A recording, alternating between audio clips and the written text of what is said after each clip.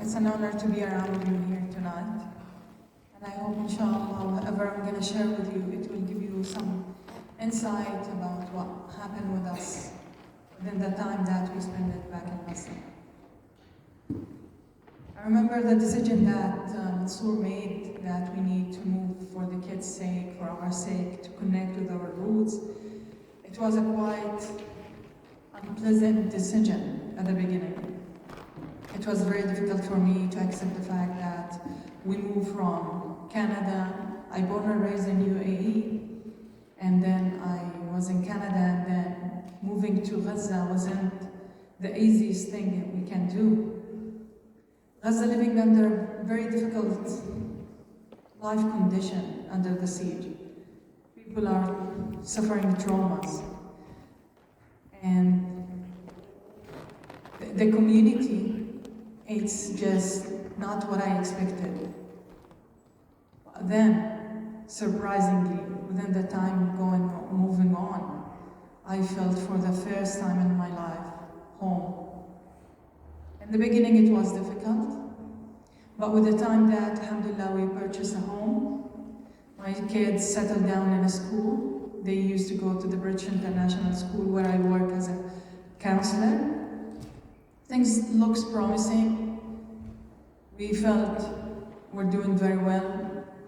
And alhamdulillah, day by day, the kids doing very well, and I was like, khalas, this is it. At last we find place we can call home.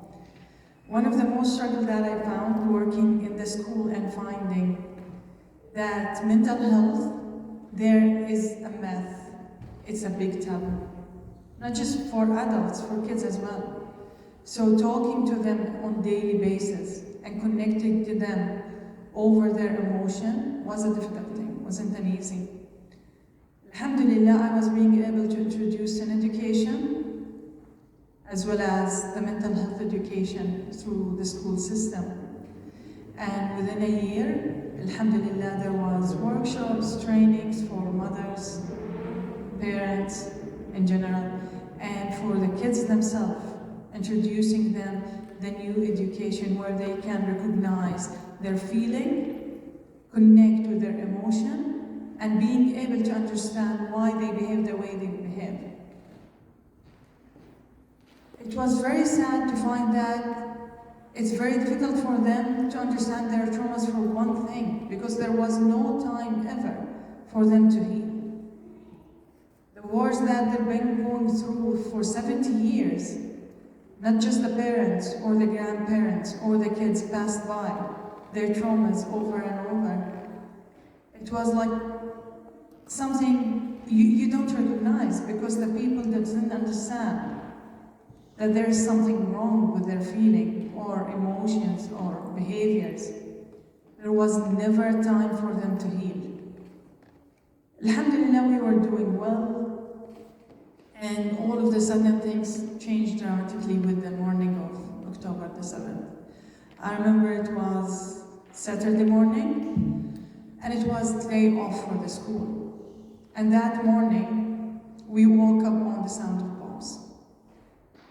That time, I thought like, okay, Mansour, wake up. There's something wrong. It's like, it's casualty, you know? It's very casual for people of Gaza to wake up on bombs sound. Because between once in a while, just for fun, they will start bombing places or targeting civilians. We tracked the news and we figured out like, it doesn't look like something casual. The parties involved in this war, I used to hear if this party involved in such war, that means it's a prolonged. It's not casual for a couple of days as we witnessed in May and back in August 2022. I told him, you know what, we don't have groceries, so let's do some shopping. We did grocery shopping and we thought like we're good. We have some food in the fridge, we have water, we have solar panel, so we're fine, we're safe. Or as they said, through all the wars that happened before, they never touched the Rimal area. Ramal City, and we live there. Surprisingly, when they start with this war, it was a Ramal. It took us 3 days to figure out that we can't stay there anymore. And let me introduce you to a very important thing in our life as Gazan people, the very important bag. This very important bag where you have all your documents, valuable things, in one bag beside the door, ready for you to leave. I remember when we moved in Gaza, I have a brother and sister in Gaza. My brother, he's orthopedic, work in Shuhada Al-Aqsa Hospital. He told me, the first thing he told me, you need to prepare a bag, has all your things. Make sure very important documents, your certificates, your passport, everything you have in that bag. And make sure that your girls, the older girls, know where this bag is. Because if something happened and you need to leave, there will be no time except for you to grab that bag and leave. I thought he's exaggerating. I was like, okay, I'm just gonna do whatever he asked me to do. He knows better, he lives here. And the first day, the second day, the third day, there was bombing around us. I had a friend of mine, she came over to stay with us because her husband in the UK. Our neighbor on the roof, they decided to move and stay with us because the phosphorus that they throw it over the place came into their house. It's all glasses, so it's way easier for them to throw it, and the people heal it. So now we are 3 families in our house. And at the beginning it was fun, fine, we're having a good time, gathered with the people we love. And that night, it was a Friday night, and all of a sudden we hear people running in the street, and it was 2, 3 a.m. in the morning. I was like, there's something wrong. So I looked down and started asking them, what's wrong? What's going on? Why are you running? And they said, the building in front of you guys, it's gonna break down. I was like, subhanAllah, we are the last people in our building stayed behind. So I was like, Mansour, wake up, he was asleep, and we woke up all the kids. We all wear, the kids in their PJs, I'm in my salat clothes, which is the formal clothes for us back there. I grabbed the bag, we woke up all the kids, and we start running just like everyone in the street. And we end up in the Shifa hospital. We stayed that night until the Fajr, waiting for them to bring that building down. But guess what? They did not. Actually, they bombed somewhere around the Shifa hospital. And wallahi, the horror that we faced, they play with your nerve, we're gonna bring this building down, and then they do something else. We're gonna bomb this place, and they start somewhere else. And subhanAllah, we thought, okay, let's go home. It didn't take us more than 5-6 hours going back home. And I was like, let me just be on the safe side. Prepare something for the kids. That's somehow we have to leave, just go somewhere. And I was right, so I emptied all the school bags. So instead of having box in the school bags for the kids, we had a pair of clothes and whatever they choose to get, like a small thing, because we can't run heavy. You need to be light when you run, especially for the little ones. So we prepared those bags beside the door, and I had some snacks, and that was the second evacuation alarm. You need to leave. So my brother called me, and he's like, my brother is 50 years old, and I never saw him crying before.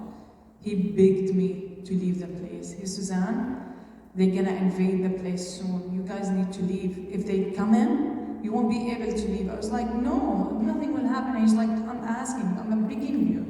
Leave. SubhanAllah, the other families left. And I remember Mansour taking the kids, and I was like, I'm just gonna make sure, looking after closing the water and checking the places in the house.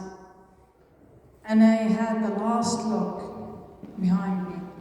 I scanned the house and I was like, this is the house we purchased 6 months ago. And this is the place that I thought I'm calling home. This is the place that I want to live and grow old with my husband and kids. And all of a sudden, I'm just saying goodbye. And I looked around. Wallah, I looked, with the feeling that this is the last time I'm gonna see you. I closed my eyes and I cherished the last memories, the last look. And at that moment, I figured out one thing. Is this how our grandparents and our ancestors lived their houses? Is this the same feeling they went through? We're gonna leave for a few hours and eventually they never go back? And all what I left with that moment is the keys. And imagine, you have your keys in your hand and you think, I'm gonna go back. I was telling him, okay, we're gonna go somewhere safe and we're gonna go back. I was like, okay, let's just leave. Let's just leave. The 5 days, it's been a week, 2 weeks, 3 weeks, 4 weeks, and this is all what I left, the keys. It's the same keys our grandparents and our ancestors left with. They're gonna go back, and guess where am I now? Somewhere trying to rebuild a life because I've been kicked out, because I couldn't choose anything except to live for a life for me and my kids. That moment we start running from place to place, from our Tal al-Hawa to Khan Yunis, and we end up from house to house, and I end up in my cousin's house. That morning we arrived. Mansour went to do a couple of interviews in the hospital, Nasser Hospital. And the man of the house asked him not to come back. Because if he started journalism, that means the whole place is going to be targeted. It was around the second week of October, we would have been separated. Since then, the kids couldn't see him, except a few times. So he started living in the hospital. I was with the kids in my cousin's house, and I couldn't see him, I remember, for a couple of weeks in the beginning, because it wasn't safe at all. I remember the first night we arrived, they asked us to evacuate. Leave, the place is gonna get bombed. And within the night, that was a false alarm, by the way. We went back home, and within the night, we were asleep, and the drones that you see in the news, and you hear the buzzing maybe from Mansour's videos, came all the way down to the same level of the window, because they want to scan who's in the house. Imagine. Any new families move in, evicted to a new place, they have to make sure who are these people. That night, I was hear the buzzing coming down and getting closer and closer, and you think, what's going on? So my cousin told me, don't move a limb. Just don't raise your hand, don't look around, make yourself asleep. Because if you do any movement, they're gonna send us something. I was shaking until the drone left. And I thought, that's it, they're gonna bomb us tonight. That night went through. And since then, night after night, we have nothing to do except be together. So alhamdulillah, one of the good things that I believe we earned from staying in that house, my cousin studied Sharia, and her box was in that house. So I decided to pass by the time, there's nothing we can do, the kids can't leave. Through the day, we'll lay with them and make them busy. And when they start bombing, we would start shouting, Allah, Allahu Rabbi, la ushrik bi Rabbi shay'a, du'a al-khawf. Because how are you gonna face the fact that there's airstrikes around you? If you don't have any faith or something, you can face this thing is happening. So I convinced the kids, like with the dua, with the salah, and with the adhkar, inshallah, Allah Azza wa Jal will protect us. And that was all what I had at that time. And I remember there's a say, Umar bin al-Khattab said, if you have enough faith in your dua that Allah will answer it, you could move a mountain. And wallah, that was the only thing moving me at that time. Through the day, we will do adhkar, we will do the salah, and by the end of the night, we will just sit down and do halaqah, and whatever books are there, I read it in Arabic, and then translate it. And I can't tell you the amount of sakina, the calmness, the tranquility that Allah brought us. Like, yes, we were scared. Yes, the bombs were all around the place. And yes, we experienced the first fire belt, which we thought were dead by then. They used to say, if you hear the bombs, that means you're still alive. That fire belt, it was 9 in the morning, and we were like waiting to prepare some food for the kids, the breakfast. I didn't hear the first bomb, or the second, or the third. All what I heard, the last one, where all the glasses shattered, and rocks, fires came through the window. And it's the most horrifying sound you can hear. The air was full of dust and ashes. It took around 5 minutes to figure out that we're not dead yet, and that was 3 buildings around us gone, flat to the earth, the ground. I start screaming, calling the kids. At that second, subhanAllah, I couldn't comprehend. I had Umar beside me, and my reflex was I jumped over Umar and I covered him up with my body. When I remove him beneath me, I found out that I got so many bruises on my neck, my hips, and my back. And I was like, Ya Allah, if that was in me, that boy was gone. Because so many people, they weren't die because just of the rubble or the building go down. No, they will die because of what's gonna come out of the other building coming down. SubhanAllah, that incident, I still remember it day after day. And I remember asking the girls, telling them, like, Mama, if we're gonna die, inshallah, we will die together. That was my dua 24/7, Ya Allah. If something happened, let us all die together. Because I can't imagine one of us stay behind. And I remember the kids would go to sleep, and I wouldn't be able to sleep. Because I would look around me and count, like, what if la samahAllah, the bomb coming here or there? I need to save someone. Who I'm gonna save among my kids? I have 5. And I wouldn't sleep until like it's 4 or 5 a.m. I wouldn't be able to sleep. Until now, I can't sleep. I would sleep a couple of minutes, hours, and wake up, and wake up. I kept doing istikhara. If it's good for us to leave, we shall leave. And subhanAllah, after 1 month, the Canadian embassy called us that we can leave. I went to the hospital and I was like, Mansour, let's go. And I'm not leaving. I had 5 minutes to decide. Shall I leave with my kids and leave my husband? Or shall we all stay behind? And then I took the decision, I can't. I need at least to make the kids safe. And we left. Since then, the kids didn't see their father. They didn't see him until now. We left to the UAE where I got a job.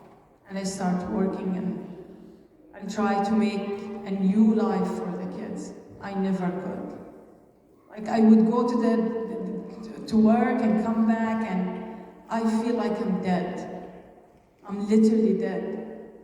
Because the emotion that we're going through, we're not healed yet. I thought like month after month things will be okay, but I figured out like with every single slab of door or a loud noise, I remember everything over and over again. And I still live this emotion until this moment. And since I started talking about it again, I'm telling you guys, the pain that I have in my body, in my heart, I'm describing. That was just 1 month of living in Gaza. I left to give someone else a chance to live. I left to give someone else a chance to live, because the resources before we leave, it was very limited. And now I can't imagine for the people I left them behind, how they live, how they live.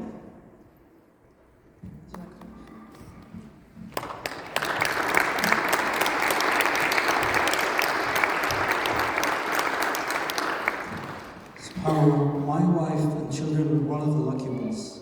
They lived with a roof on top of their head.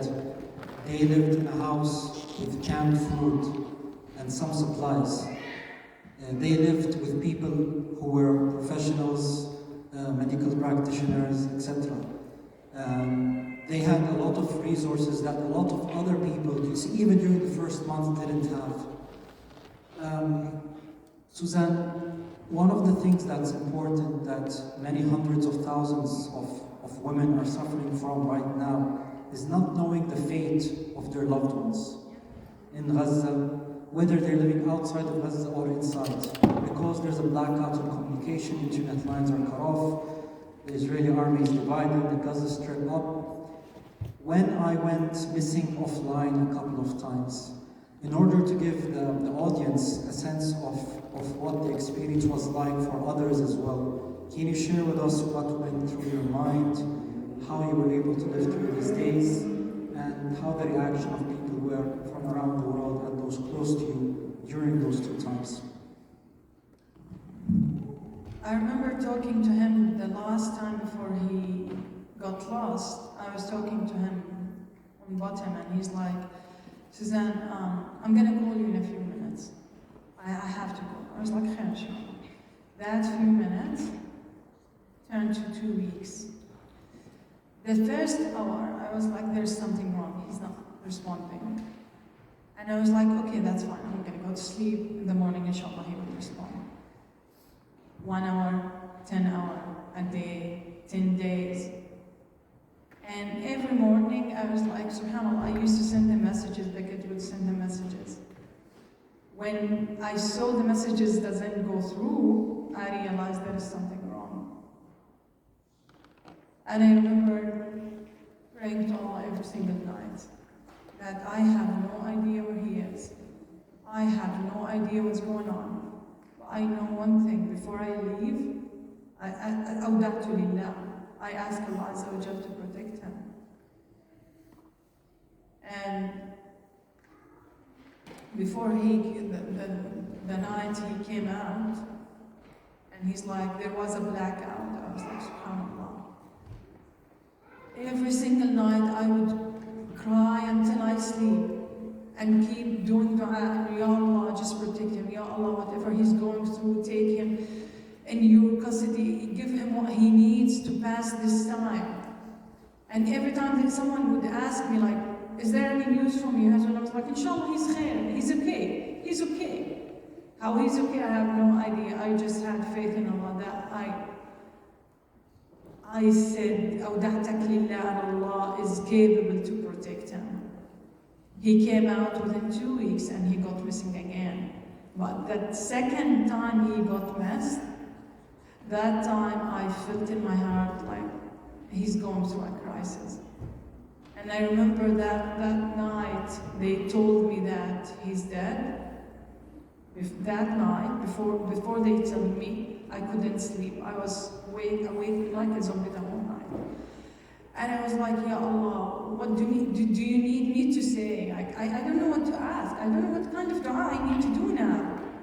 And I kept asking, Ya Allah, if he's scared, give him the tranquility, Ya Allah, if he's hungry, feed him, Ya Allah, if this, if that.